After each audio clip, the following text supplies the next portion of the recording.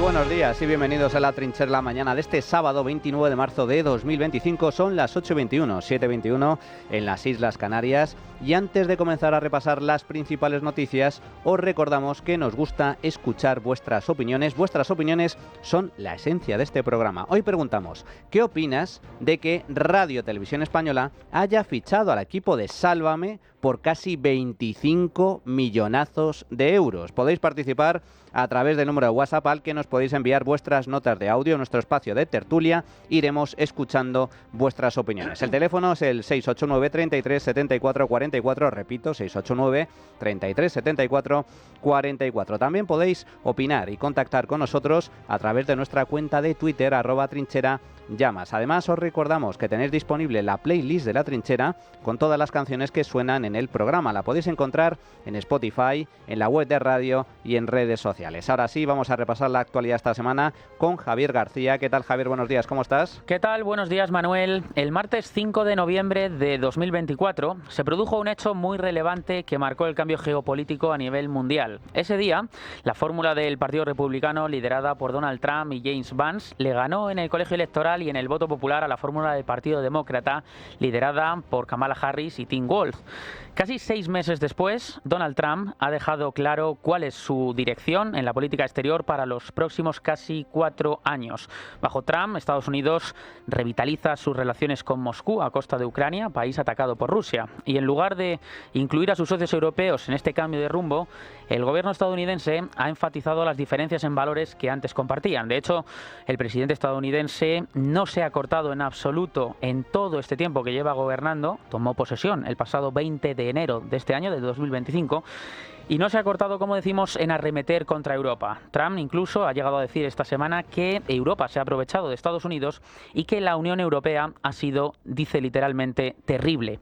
Mientras en Bruselas la Unión Europea da pasos hacia la creación de un sistema de defensa común, la realidad es que cada país está diseñando cada fórmula en relación a sus propias capacidades.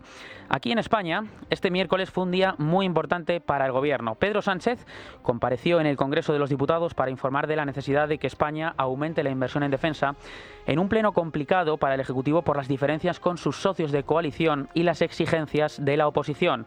No fue ni mucho menos un debate donde Sánchez realizara anuncios concretos, que es lo que esperaba la Cámara y también los ciudadanos, sino donde intentó apaciguar a sus socios de gobierno y a sus partidos satélites, comprometiéndose, dijo, a sostener el gasto social, aunque se aumente el gasto militar. Que nuestros ciudadanos tengan claro que mientras este gobierno siga en pie, y yo continúe siendo presidente del Gobierno, este esfuerzo adicional de seguridad no se hará en detrimento de nuestro estado del bienestar. Pedro Sánchez apenas aportó novedad alguna sobre las intervenciones públicas precedentes y centró el grueso de su intervención en generar un ambiente de excepcionalidad en el que Europa tendrá que protegerse sola. Lo que se hizo Pedro Sánchez el miércoles en esta importante comparecencia fue anunciar un plan de ciberseguridad e industria de defensa, dijo antes de verano, y pidió a la Unión Europea un ejército común. Ya les anticipo que antes de verano el Gobierno pondrá en marcha un gran plan nacional para el desarrollo e impulso de la tecnología y la industria de la seguridad y la defensa españolas. Beberá de la experiencia adquirida a lo largo de los últimos años gracias al Plan de Recuperación, Transformación y Resiliencia. Concentrará el grueso de la inversión adicional exigida para cumplir con nuestros socios europeos y va a canalizar programas de colaboración público-privada para crear un nuevo salto tecnológico e industrial en España. El debate duró más de 6 horas y apenas hubo, como comentamos, concreción alguna, algo que el propio líder de los populares, Alberto Núñez Feijóo, aprovechó para criticarle. Usted ha venido a hablar aquí, pero no ha contado nada. ¿Acaso alguna de sus señorías no conoce todo lo que ha dicho el señor Sánchez esta mañana? ¿Acaso las personas que conforman la tribuna, escuchando simplemente una televisión, escuchando una radio, leyendo un periódico, no sabían exactamente todo lo que ha dicho el presidente de gobierno esta mañana? ¿Verdad que sí? Señorías, no ha venido a ofrecer un plan de defensa, porque no lo tiene. Tampoco ha venido a informar de la hoja de ruta europea, como mucho a dulcificarla, cuando no a contradecirla. En este debate se vio reflejada la peculiaridad de que el Partido Popular y Vox están a favor del aumento del gasto en defensa, pero que los socios de Pedro Sánchez, incluso su propio socio de gobierno, Sumar, están en contra del rearme. Eso sí, Feijóo aseguró que no van a apoyar a Pedro Sánchez si no hay una votación en el Parlamento, en el Congreso de los Diputados, algo que Pedro Sánchez intenta evitar. El consenso quedó lejos y los reproches volvieron a ser los protagonistas. Jesús Úbeda fue testigo de este intenso debate el miércoles en el Congreso de los Diputados. Jesús, buenos días. Buenos días, pueblo trinchérico. Algo ha debido cambiar en su dieta Alberto Núñez Feijóo. Igual complementa sus desayunos con colacel, no lo sé. Parece que el líder de la oposición se ha liberado de aquel diablillo chanquetero que tras el último verano le condujo por senderos erráticos, cuando no ridículos. Este miércoles, el presidente del PP consolidó su, digamos, tendencia parlamentaria ascendente, desnudando a un Sánchez insufrible, a un cibor con el software bloqueado, que se empeñó en reducir la esperanza de vida del personal asistente con una chapa fútil de unos 50 minutacos en la que enumeró obviedades, no concretó un carajo e intentó convencer a sus socios de que el incremento al 2% de la inversión en defensa no se hará en detrimento de nuestro estado del bienestar. Las lentejas del rearme de Europa indigestan a un trilero raposo y hábil que, como todos los jóvenes, vino a llevarse la vida por delante, pero al que le viene grande la certeza de que la cosa va en serio en un mundo dominado por Trump, Putin y la China comunista. Sumar y Podemos se deshilachan entre sí, Puigdemont se impacienta, Bruselas se empieza a recelar y Sánchez, malabarista poliamoroso, políticamente quiere decirse, no se ofenda la imputada Begoña, no tiene de quién enamorarse. Desinflen sus ilusiones, que esta película ya la hemos visto durante 7 años. Ya se encargará el líder del Ejecutivo de encontrar la treta imposible. Ya la pifiará a la oposición con el patinazo más improbable e irrisorio. Más, a estas horas, esto es lo que hay, o eso creo. En su vasta perorata, Sánchez cebó al respetable con lugares comunes. Anunció un gran plan para el desarrollo e impulso de la tecnología y la industria de la seguridad y la defensa. Para antes del verano, subrayó que España cumplirá con el 2% del PIB y despertó cierto run cuando mencionó su inmediato viaje a China. Feijóo arrancó solidarizándose con el pueblo sufriente. Usted ha venido a hablar aquí, pero no ha contado nada. ¿Acaso alguna de sus señorías no conoce todo lo que ha dicho el señor Sánchez esta mañana? ¿Acaso las personas que conforman la tribuna, escuchando simplemente una televisión, escuchando una radio, leyendo un periódico, no sabían exactamente todo lo que ha dicho el presidente de gobierno esta mañana? ¿Verdad que sí? El jefe del PP le recordó su deber de informar de los compromisos que España tiene que cumplir sí o sí, amén del de presupuestar esos compromisos. Hurgó en esa herida y, crecido, reprochó a Sánchez que... A este ritmo es capaz de incluir como gasto en defensa la defensa judicial del señor Ábalos, la defensa de su hermano y la defensa de otras personas que yo no voy a citar. Finalmente, el líder de la oposición rechazó el papel de fea de discoteca a las 5 de la mañana e indicó a Sánchez las dos únicas salidas dignas que hay. No tiene una propuesta seria y limpia. No tiene presupuesto. No tiene mayoría. Es que no tiene nada. Va a tener que elegir, señoría. O se somete a las Cortes o se somete a las urnas. Son las dos únicas salidas dignas que hay. Por eso, porque como son las únicas dos salidas dignas que hay, usted no escogerá ninguna. Santiago Abascal gastó su cuarto de hora en ciscarse en la alianza de populares y socialistas en Bruselas, que lleva décadas debilitando Europa. El líder de Vox comparó a von der Leyen con el canciller Palpatine de Star Wars, invocó al hijo de González Pons, que fue representante de Gazprom en España, y tiró de Soros y de islamización. Más de lo mismo, vaya. El portavoz de Esquerra, Gabriel Rufián, dedicó un tercio de su tiempo a atizar a Amazon, a Ayuso y a Israel.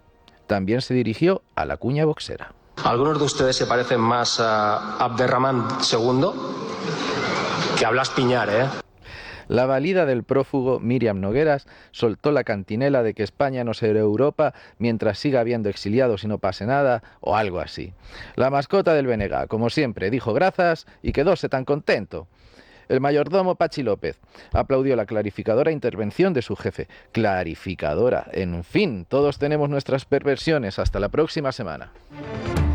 Gracias, Jesús. El objetivo de Sánchez era convencer a sus socios que aumentar el gasto en defensa no supondría un recorte en gasto social, pero hay un detalle importante. Justamente cuando se estaba celebrando este pleno, el gobierno socialista del Reino Unido anunciaba un aumento del gasto militar y un recorte del gasto social. Las nuevas medidas del gobierno de Starmer incluyen un recorte en programas sociales de 3.400 millones de libras esterlinas, que son casi 4.100 millones de euros, que reducirá las prestaciones sociales de al menos 1 millón de personas. Una parte significativa del recorte vendrá del sistema conocido como pagos de independencia personal, que son transferencias a personas con problemas de salud, pero que se entregan con independencia de la situación laboral de los receptores. El gasto sanitario también, Manuel, va a ser recortado. Bueno, pues esto es lo que ha dado de sí la comparecencia del presidente del gobierno para hablar de rearme. Sí, rearme. Basta de eufemismos, basta de trampas, basta de maniqueísmo lingüístico, por favor. Estamos hablando de guerra, estamos hablando de defensa, de seguridad. Aquí no estamos hablando de drones para vigilar el riego de los campos. Aquí no estamos hablando de tecnología para digitalizar ordenadores en oficinas de la sociedad civil. Aquí estamos hablando de armas, de tanques, de aviones, de misiles, de submarinos, del ejército, que es una de las pocas funciones básicas que debería desempeñar un Estado. Defensa, seguridad, política exterior y poco más. Y sin embargo aquí en España no se atiende lo fundamental. Somos los últimos en la lista de miembros de la OTAN en cuanto a inversión en defensa. Apenas el 1,2-1,3% del PIB. Los últimos, cuando el objetivo desde hace años es el 2% del Producto Interior Bruto. Y ya les avanzo que ese umbral subirá al 3% como mínimo. ¿Y qué es lo que sucede? Pues que Pedro Sánchez primero niega la realidad, no quiere hablar de rearme, habla de salto tecnológico, que no tiene nada que ver con lo que estamos hablando. Y en segundo lugar, resulta que Sánchez no tiene los apoyos necesarios para incrementar el gasto en defensa. Entre otras cosas porque no tiene apoyo suficiente para poder aprobar los presupuestos generales del Estado. Y en lugar de convocar elecciones, se mantiene agarrado al sillón de la Moncloa. ¿Y por qué no tiene apoyo? Pues porque está gobernando con una coalición de extrema izquierda, entre extrema izquierda y nacionalistas, separatistas, independentistas, que no quieren incrementar el gasto militar. No solo no quieren incrementar el gasto militar, en el caso de Podemos y de Sumar, junto con BNG, Compromís, RC y Bildu, etc., hablan incluso de salir de la OTAN. Imaginaos, ya no tenemos prácticamente ejército ni defensa como para encima estar fuera del paraguas de defensa que ofrece la OTAN, la Alianza Atlántica. Una locura absoluta. Bueno, pues con esos está gobernando Pedro Sánchez. Con esos. Y como no tiene apoyo suficiente para incrementar el gasto militar, ¿qué está haciendo el presidente del gobierno? Contabilidad creativa. Es decir, manipular las cifras presupuestarias para incluir como defensa lo que no es defensa. Como por ejemplo la lucha contra el cambio climático. O parte de gasto sanitario dedicado a financiar medicamentos y tantas otras partidas. Creatividad contable se llama. Inventarse las cifras, vamos. Vamos a ver si podemos meter bajo el paraguas de defensa cosas que no tienen nada que ver con la seguridad. Y en esas estamos y en esas seguimos, amigos. Menos mal que estamos en la Unión Europea y en la OTAN, porque si no fuera así, hace años que el régimen de Marruecos ya hubiera invadido Ceuta, Melilla, Canarias y hubieran iniciado la reconquista del Andaluz. El debate en el Congreso de los Diputados duró más de 6 horas, pero después se celebró la sesión de control habitual al Gobierno en el Congreso de los Diputados. Estuvo marcada por el gasto en defensa, también se habló de la presunta corrupción del Partido Socialista y, cómo no, también de los presupuestos generales del Estado. Es que tener que volver a recordar en la Cámara que vivimos en una democracia constitucional y que es obligación del gobierno presentar los presupuestos generales del Estado. Obligación del gobierno presentar los presupuestos. Oiga, ya sé que su gobierno considera que es una pérdida de tiempo, y usted también. El problema es que usted tiene miedo. Usted tiene miedo a la libertad, tiene miedo a la justicia, tiene miedo a la verdad. Ha quedado claro que tiene miedo a sus socios y también le tiene miedo a la democracia. Pero le diré una cosa, si a usted le sobra la democracia, aquí el que sobra es usted. Muchas gracias, señor presidente. Yo no tengo ningún miedo a la democracia, señoría. Mire, se lo he dicho desde tribuna, se lo digo ahora, el Gobierno de España está trabajando con los grupos parlamentarios por presentar los presupuestos generales del Estado. Si no es en este año, serán para el próximo año, pero los vamos a ver. Por supuesto que sí, señoría. Si no son para este año, serán para el próximo. Esto dijo el presidente del Gobierno con total normalidad. Luego entraremos en detalle en todo el tema de los presupuestos. Una de las intervenciones en esta sesión de control más brillantes fue la de la diputada Esther Muñoz, la diputada popular. Preguntó a María Jesús Montero sobre si todos somos iguales ante la justicia. Cualquier ciudadano, si no paga una multa, rápidamente Hacienda le saca de la cuenta el dinero. Ahora, si es el hermano de Pedro Sánchez, puede decir que vive en Portugal, aunque sea mentira, y la agencia tributaria no le investiga hasta que llega una juez. O si eres el señor Aldama, que puedes acordar una cita con tu jefe de gabinete, con su jefe de gabinete, señora ministra, para que le aplacen las deudas. ¿Están ustedes diciendo que la justicia de este país actúa con arbitrariedad en función de los apellidos de cada uno de los ciudadanos? ¿Que los funcionarios de la agencia tributaria tienen diferente trato con cada una de las personas de este país en función de los apellidos? Las instituciones de este país son pulcras. Y también se habló de otro tema, de la amnistía. Fue protagonista en esta sesión de control al Gobierno. Una vez más, Cayetana Álvarez de Toledo, del Partido Popular, instó al ministro de Justicia, Félix Bolaños, a dar explicaciones sobre esta ley, sobre la ley de amnistía que posiblemente vaya a beneficiar próximamente al prófugo Puigdemont. Señor Bolaños, le repito la pregunta fundacional de esta legislatura, por tercera vez, a ver si hoy contesta en vez de pervertir el control con preguntas a la oposición. Si no lo hace, pido a la presidencia, hoy tan rigurosa, contra el PP, que le inste a ello al amparo del 188.3 del reglamento. ¿Cómo explica que la amnistía fuera, en palabras del Gobierno, inconstitucional antes de las elecciones e impecable después? Me rejuvenece. Es una pregunta que hace año y medio que no escuchaba. Que fue el tema para el Partido Popular, se acordarán ustedes. La democracia se rompía, la separación de poderes en riesgo, y ahora ya se han olvidado ustedes de esta pregunta, salvo usted.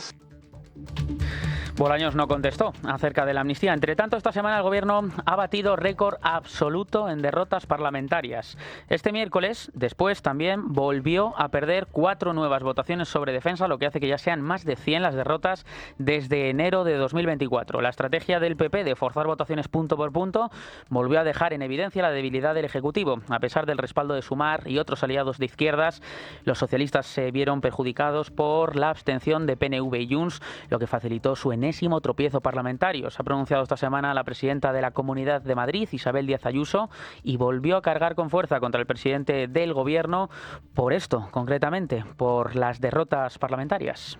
Todo por la extrema debilidad de un gobierno que, según se va empequeñeciendo, se va embruteciendo. Un gobierno de políticos que no son capaces de buscar el bien común para España y sacar adelante una sola medida juntos. Que se une a su estrategia contra los jueces, los medios de comunicación libres, las empresas públicas y privadas y cualquier otro peso o contrapoder. Y como les contábamos, la ausencia de unos presupuestos generales de Estado también ha marcado la semana política. La polémica comenzó este martes cuando la ministra portavoz Pilar Alegría aseguró en la rueda de prensa posterior al Consejo de Ministros que no llevan a la Cámara Baja, al Congreso de los Diputados, las cuentas para no hacer perder el tiempo a los diputados. En esto el Gobierno no hemos cambiado de posición. Nuestra intención es poder, lógicamente, aprobar unos nuevos presupuestos generales del Estado. De hecho, llevamos trabajando en esa dirección y en ese objetivo desde el primer momento. Ahora bien, este objetivo lo tenemos que compartir con la propia situación parlamentaria y la propia realidad parlamentaria que vivimos y que tenemos en el Congreso de los Diputados. ¿Qué les quiero decir con esto? ¿Que seguimos trabajando, hablando, dialogando, debatiendo con el resto de las fuerzas parlamentarias para aprobar un nuevo presupuesto? Sí. Pero que a la vez, lógicamente, nos parece importante que llevar esos presupuestos hay que hacerlo de una manera acordada. Porque si no, podemos hacer perder el tiempo al Congreso de los Diputados y, por tanto, a los ciudadanos. Pierde el tiempo los diputados y los ciudadanos, dice Pilar Alegría, si llevan los presupuestos a la Cámara. Para ver cómo funciona el tema de los presupuestos, tenemos que irnos a la Constitución española. En el título séptimo, en el artículo 134, si lo leemos, destaca en el punto tercero que el Gobierno deberá presentar ante el Congreso de los Diputados los presupuestos generales del Estado al menos 3 meses antes de la expiración de los del año anterior. Este punto ya lo ha incumplido el Gobierno porque no han presentado presupuestos ni antes de acabar el año, ni siquiera, como dijo el Ejecutivo, en el primer trimestre del año 2025. Ya estamos a 29 de marzo. Además, este punto señala que el Gobierno deberá presentarlos, es decir, que es su obligación, pese a que luego sean o no aprobados en el Parlamento, por lo que el Gobierno está incumpliendo la Constitución. Vamos a recordar lo que sucedió justamente hace un año, donde tampoco contaba el Gobierno con los apoyos necesarios para sacarlos adelante. Justamente hace un año, en marzo de 2024, en el Congreso de los Diputados, en los pasillos, le preguntaban los periodistas a la vicepresidenta primera del Gobierno y ministra de Hacienda, María Jesús Montero, sobre si iban o no a aprobar los presupuestos de 2024. Calendario, y yo creo que los políticos tenemos que saber leer la realidad, y en este caso lo que se marca es que hagamos el presupuesto 25, porque es que conforme avanza el tiempo cada día tiene menos sentido el presupuesto 24. Unas magníficas cuentas que aprobamos para el año pasado y que desde el 1 de enero están prorrogadas, es decir, que no hay que hacer nada adicional, ya están prorrogadas, y lo que vamos a hacer es ya empezar a trabajar con el cuadro macroeconómico para el año 2025. Iban a trabajar para los presupuestos del año 2025, pero de momento, un año después, en marzo, tampoco hay cuentas del 2025 y con total normalidad el Ejecutivo asume que los presupuestos van a ser prorrogados. Nosotros somos los primeros que queremos actualizar los presupuestos generales del Estado y por eso estamos trabajando y negociando con los grupos parlamentarios. Si nos da tiempo a sacar unos mejores presupuestos este año, lo haremos. Si no, pues nos pondremos a negociar los del año 2026. Esa es nuestra obligación y es lo que haremos. Su obligación es presentar las cuentas en el Congreso. ¿Qué dicen los socios? Pues creen que deben llevar las cuentas al Parlamento. Yolanda Díaz, Sumar y Gabriel Rufián, de Esquerra Republicana. Nosotros creemos que el Gobierno tiene la obligación de presentar las cuentas públicas, presentar un proyecto de país e intentar sacarlos adelante. Si después las formaciones políticas no quieren que se aprueben las cuentas públicas, tendrán que rendir explicaciones. Pero el Gobierno tiene que hacer su tarea. Normalidad democrática. Aunque los palme, debería presentarlos. También se han pronunciado en Podemos su secretaria general, Ione Belarra. Yo hice ayer un vaticinio y me reafirmo en ese vaticinio, y es que el Gobierno no va a traer los presupuestos generales del Estado a esta Cámara porque eso les obligaría a decirle la verdad a la gente, y es que van a dedicar el dinero de nuestra sanidad pública, de nuestra educación pública, del sistema de atención a la dependencia, a un aumento del gasto militar que no se justifica bajo ninguna premisa del sentido común. De no presentarse las cuentas, sería la segunda prórroga consecutiva, pese a que Pedro Sánchez en 2018 no opinase lo mismo. Bien, nosotros dijimos la semana pasada, y yo personalmente lo dije, que si no había presupuestos generales del Estado, el señor Rajoy lo que tenía que hacer era anticipar las elecciones. Conocí ya cuál es la respuesta del señor Rajoy. Si no hay presupuestos generales del Estado, eso no significa que haya un anticipo electoral. Bueno, yo les quiero anunciar que la conclusión y el acuerdo al que ha llegado la Comisión Ejecutiva Federal es que si el señor Rajoy no aprueba los presupuestos generales del Estado y el señor Rajoy, como consecuencia de ello, no anticipa las elecciones, lo que le exigiremos en ese momento al señor Rajoy es, por obligación con la ciudadanía de este país y por responsabilidad constitucional, tendrá que someterse a una cuestión de confianza. Vivimos en una democracia parlamentaria.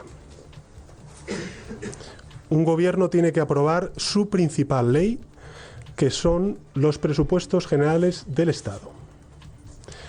Si el presidente del gobierno no puede aprobar su principal ley, tiene como obligación constitucional y con la responsabilidad que le otorga ser el presidente del gobierno para con los ciudadanos, lo que tiene que hacer es someterse a una cuestión de confianza. ¿Quién es esta persona? ¿Quién es? ¿Quién es el que acaba de hablar? ¿Quién es? ¿Este es Pedro Sánchez? Ah, pero es Pedro Sánchez el candidato. Pedro Sánchez en el año 2018, hablando de que Rajoy, entonces presidente del gobierno, tenía la obligación de presentar presupuestos generales del Estado o, si no, convocar elecciones o incluso someterse a una cuestión de confianza para forzar el adelanto electoral. ¿Quién es este? Sánchez el candidato, que no tiene nada que ver con Sánchez presidente, son dos personas. Son dos personas totalmente diferentes. Lo que entonces valía, año 2018, ahora ya no.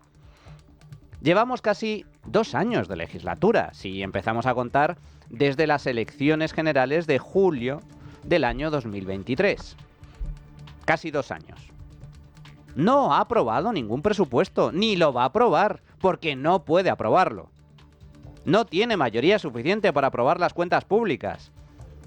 Pedro Sánchez es capaz de tirarse 4 años prorrogando presupuestos sin necesidad ni siquiera de presentarlos. Tiene la obligación constitucional de presentar un proyecto de presupuestos generales del Estado en las Cortes, en el Congreso, para debatirlo, para votarlo, pero no lo va a hacer. Y no lo va a hacer porque perdería, porque no lo aprobaría. Y por lo tanto, la imagen que daría sería terrible, sería vergonzosa. Se vería claramente que no tiene mayoría para gobernar, no es capaz de aprobar unos presupuestos, y una derrota de ese calibre en el Congreso, pues algunos dirían, hombre,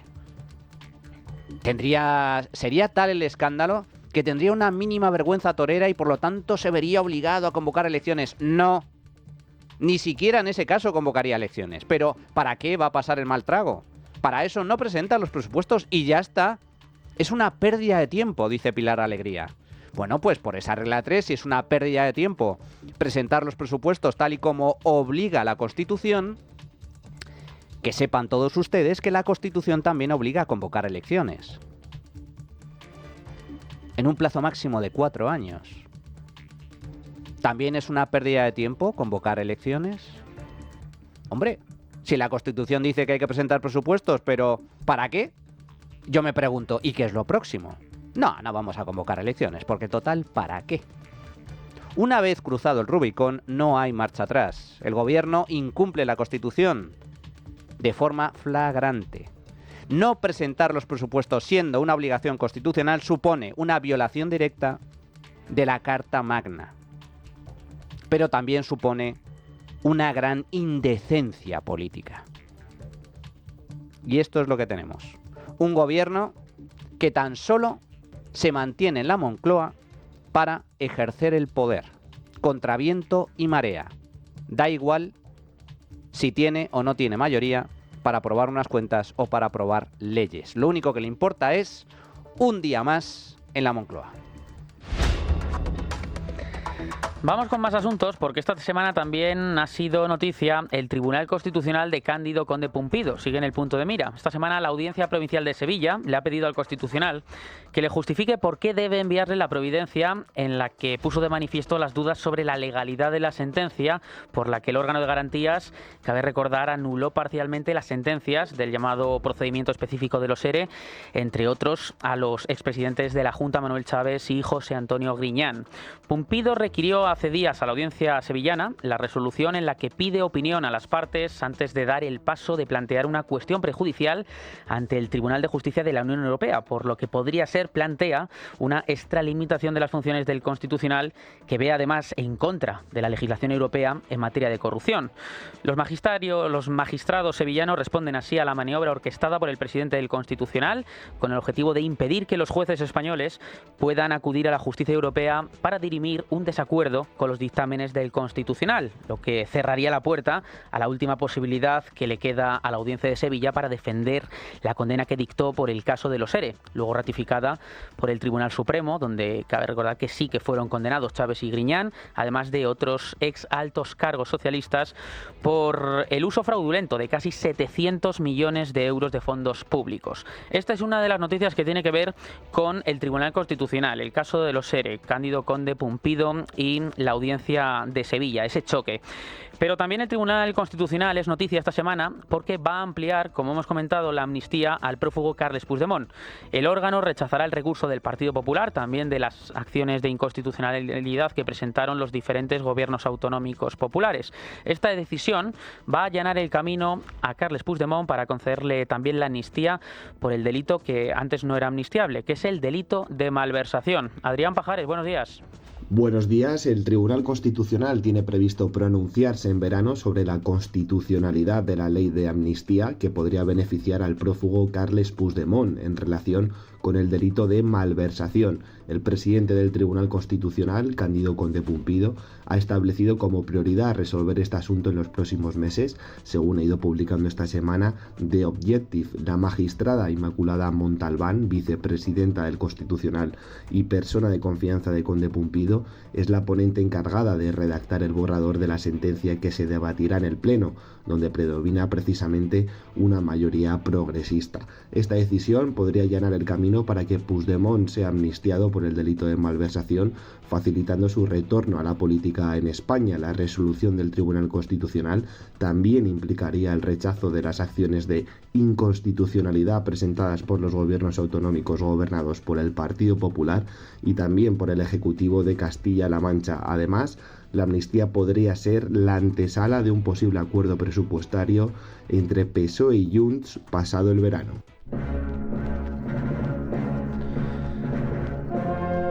Y en clave económica, la noticia de la semana tiene que ver con el pulso que mantenía María Jesús Montero y Yolanda Díaz en relación a la tributación del salario mínimo, que finalmente ha terminado con un acuerdo in extremis por ambas partes, justo antes de que el equipo de María Jesús Montero vetara las enmiendas en la mesa del Congreso celebrado ayer por la mañana.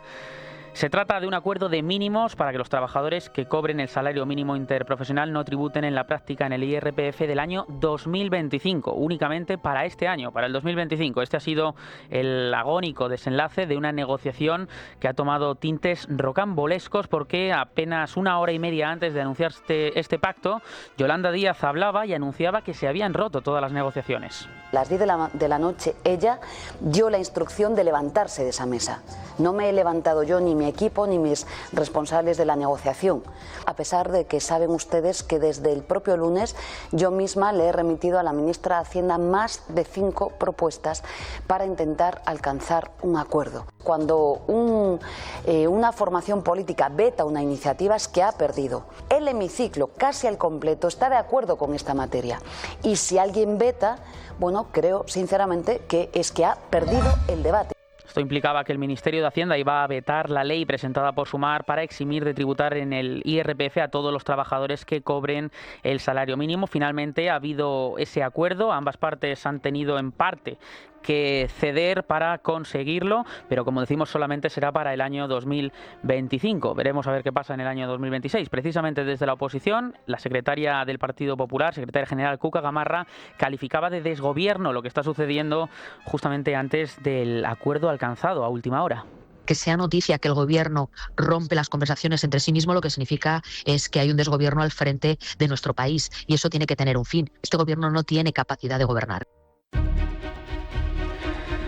Y fuera de nuestras fronteras, el terremoto de 7,7 que desatado ayer en el centro de Birmania ha dejado ya, al menos son cifras actualizadas de esta misma mañana, al menos 1.002 personas muertas y 2.376 heridos, según ha comunicado la Junta Militar este sábado, como decimos, que ha cifrado además en al menos 30 personas las desaparecidas. El seísmo golpeó cerca de Mandalay, la segunda ciudad más grande del país, tal y como ha informado el Servicio Geológico de Estados Unidos. Pocos minutos después se registró además una réplica de magnitud 6,7, la escala de Richter estamos hablando. El líder de la Junta Militar de Birmania ha visitado este sábado en helicóptero la región donde sucedieron los hechos para inspeccionar todos los daños. Por otra parte, además han emitido una alerta naranja, la segunda más grave. Estima que el número de víctimas mortales debido al terremoto, el más fuerte registrado en el país en este siglo, podría oscilar entre, como decimos, las 100 y las 1.000 personas, aunque todavía son cifras provisionales y podrían seguir aumentando. Desde este sábado ha empezado a llegar a Birmania también equipos internacionales para ayudar en las labores de rescate. De hecho, un equipo de rescatistas chinos ha llegado al país para ayudar en estas tareas. Seguiremos muy pendientes de este terremoto que sucedió, como decimos, ayer en Birmania. Bueno, pues llega el tiempo de análisis, en este caso de la mano de Miguel Ángel Pérez, responsable de Tribunales de Libertad Digital. ¿Qué tal, Miguel Ángel? Buenos días, ¿cómo estás? Muy buenos días, Manuel. Bueno, te llamamos para que nos expliques, tú que eres el gran conocedor de este tipo de temas, qué es lo que está pasando con el Tribunal Constitucional y la Audiencia Provincial de Sevilla con respecto a esta sentencia, este caso de los ERE.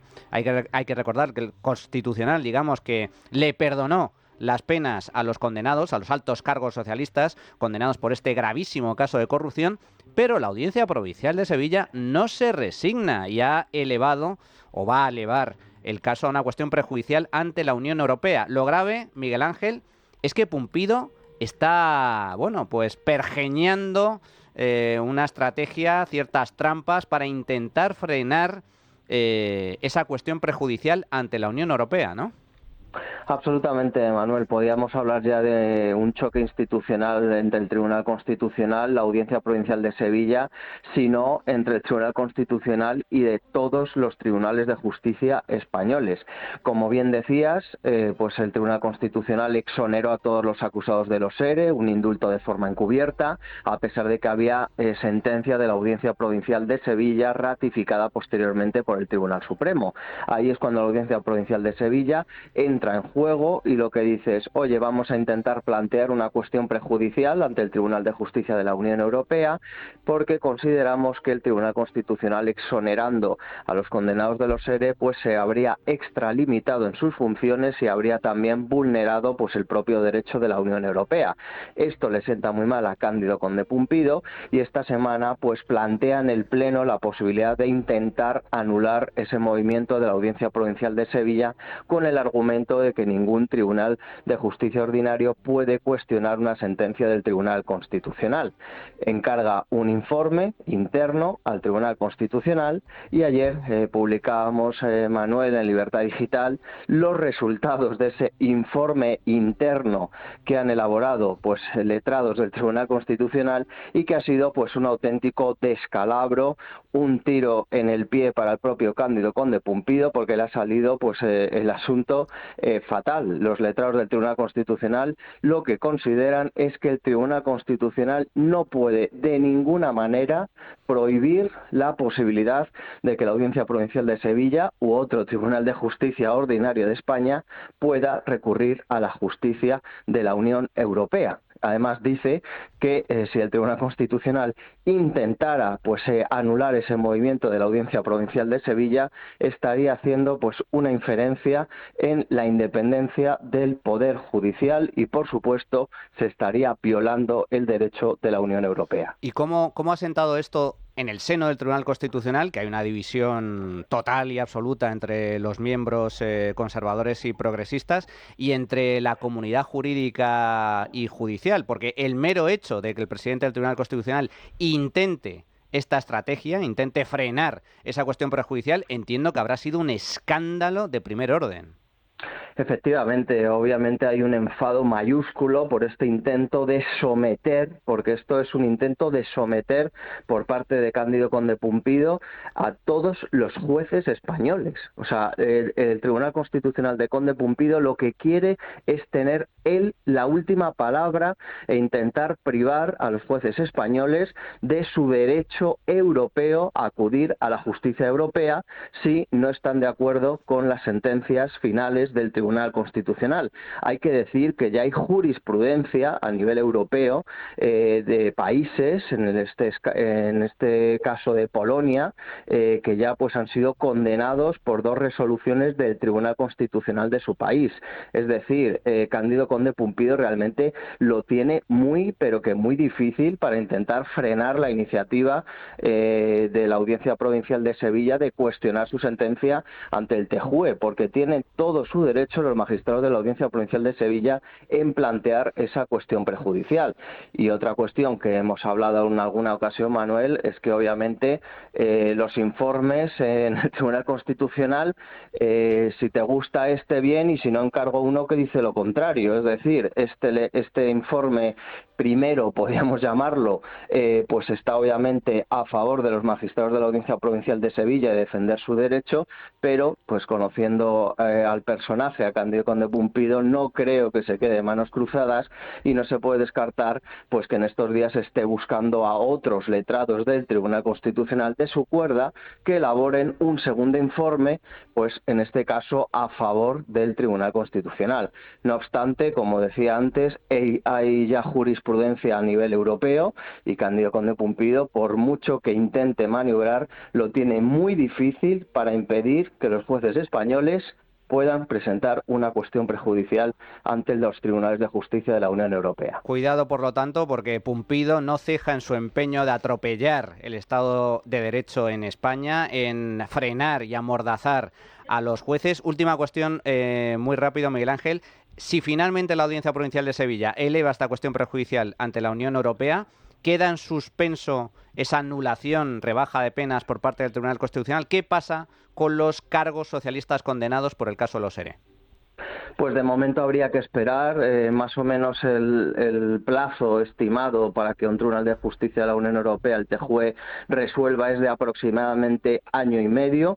Habría que esperar a que el TJUE resolviera esa cuestión prejudicial y obviamente la resolución del TJUE podría dar la razón a la Audiencia Provincial de Sevilla y que por tanto dejara sin efecto la sentencia del Tribunal Constitucional y se tuviera que cumplir la sentencia de la Audiencia Provincial de Sevilla ratificada por el Supremo, en la cual se condenaba pues a estos dirigentes socialistas del PSOE de Andalucía por el mayor caso de corrupción de la historia de España, 680 millones de euros públicos desviados en esta trama de Los ERE. Miguel Ángel Pérez, responsable de Tribunales de Libertad Digital, muchísimas gracias, fuerte abrazo.